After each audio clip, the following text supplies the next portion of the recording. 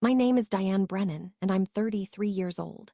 5 days before my sister's wedding, my phone buzzed with a text from my mother that would change everything.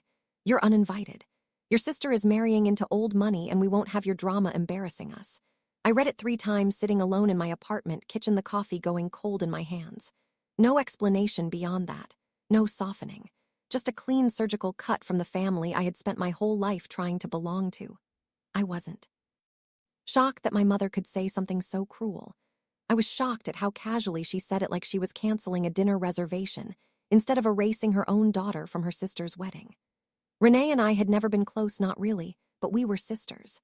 We'd shared a bedroom until I was 12.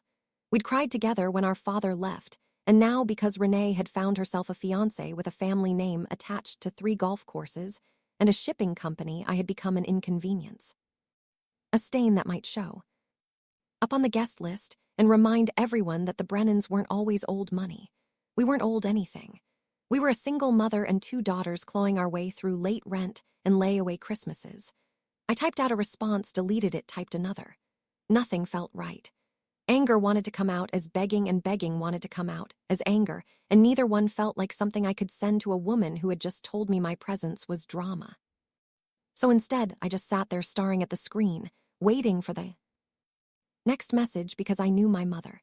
She never delivered bad news without following it with something meant to twist the knife a little deeper. Sure enough, less than a minute later, another text came through. No words this time, just a photo. Their engagement picture, professionally shot, the kind you pay a photographer $300 an hour for, so the lighting hits just right. Renee was glowing in a champagne-colored, her hair swept over one shoulder, laughing at something just outside the frame. And beside her, his arm wrapped around her waist, stood the groom. I looked at his face for exactly 3 seconds before something in my chest went cold, then hot, then cracked wide open into the kind of laughter that doesn't come from humor. It comes from disbelief so total that your body doesn't know what else to do with it. I laughed until my ribs hurt, until my eyes watered, until I had to set my phone down on the counter because my hands were shaking too hard to hold it steady. Because I knew that face. I had known that face. For 4 years, long before Renee had ever met him at whatever charity gala or golf clubhouse she claimed had brought them together. I knew the small scar above his left eyebrow. I knew the way his smile never quite reached his eyes in photos, like he was always calculating something just behind them. I knew because his name wasn't the name printed so proudly on the wedding website my mother had shared weeks earlier. The name in that photo caption was Weston Cole, heir to Cole Maritime Holdings. But the man in that picture, the man my sister was marrying in 5 days, had another name entirely. A name from a different life. A name tied to a version of him that my family had absolutely no idea existed. My mind raced backward through years of memory, trying to piece together how this was even possible, how the same man could stand in 2 completely different worlds without either side ever colliding. I thought about the last time I had seen him, the circumstances so far removed from champagne toasts and old money weddings, that the 2 images refused to sit together in my head. I thought about what my mother would say if she knew. I thought about what Renee would do if she found out 5 days before walking down an aisle toward a man who was not who he claimed to be. I set the phone down again, pressed my palms flat against the cold kitchen counter, and forced myself to breathe. Getting uninvited from the wedding suddenly felt like the smallest problem in the room. My mother thought she was protecting the family name by cutting me out. She had no idea that the real threat to that name was already inside the house, wearing a $3,000 suit and smiling for engagement photos, waiting for a wedding day that was about to become something none of them could have imagined. I picked my phone back up, opened my contacts, and found the one number I hadn't dialed in over a year. My thumb hovered over the call button. Once I made this call, there would be no quiet way back from what was coming. But some doors, once you see what's behind them, cannot be closed again. I took one more breath and I pressed call, because 5 days was not very much time, and there was a wedding my family needed to understand a lot more clearly before it happened. The call connected on the 3rd ring, and a familiar voice answered, cautious, like he already sensed this wasn't a friendly catch-up. His name was Grant Holloway, a private investigator I had hired 2 years earlier during a messy dispute with a former landlord, and the one person I knew who could pull a real background on Someone faster than any of us could Google our way through it. I didn't waste time with pleasantries.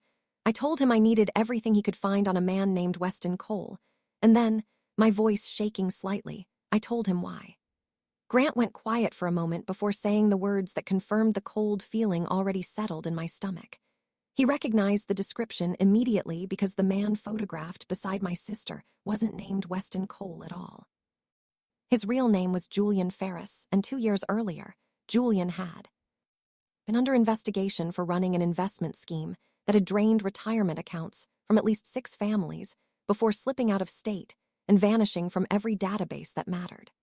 I sat with that information for a long time after we hung up staring at the ceiling of my apartment as the pieces clicked into place with sickening clarity.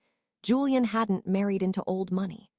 He had built an entire identity around it, complete with a fabricated family name, a manufactured maritime holding company website that Grant confirmed had been registered only 8 months earlier, and a trail of half-truths sturdy enough to fool a woman desperate to prove she had climbed higher than where she started. Renee wasn't marrying wealth. She was marrying a con, and in 5 days, she was going to stand in front of 200 guests and hand her entire life over to a man who had already done this to other families and walked away clean. The hardest part wasn't discovering the truth. The hardest part was deciding what to do. With it, knowing my mother's text was still sitting unanswered on my phone, knowing that the moment I opened my mouth about this, she would assume it was jealousy, revenge, drama dressed up as concern. So I did the only thing that felt right. I didn't call her. I didn't call Renee either.